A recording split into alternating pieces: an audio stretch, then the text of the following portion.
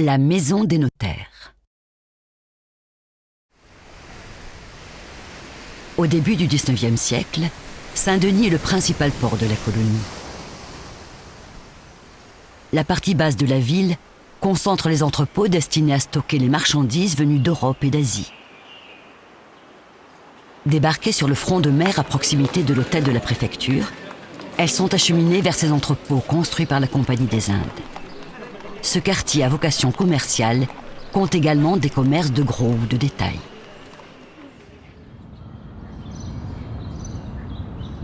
De nombreux entrepôts reconvertis abritent à présent des services publics ou des entreprises privées, comme celui aujourd'hui connu sous le nom de Maison des notaires. Le rez-de-chaussée, servant autrefois d'entrepôt, est en basalte taillé, tandis que l'étage, alors habité par les familles de commerçants, est en bois. Aujourd'hui en zin, sa haute toiture à 4 pans percée de lucarnes était à l'origine en bardeaux. La façade sur cour contraste fortement avec la grande austérité de celle donnant sur la rue.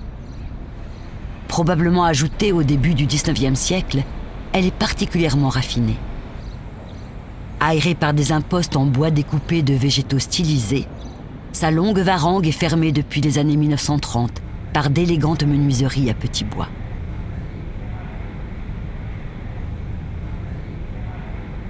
Devenu un office notarial au début du XXe siècle, cet édifice est protégé au titre des monuments historiques depuis 1996.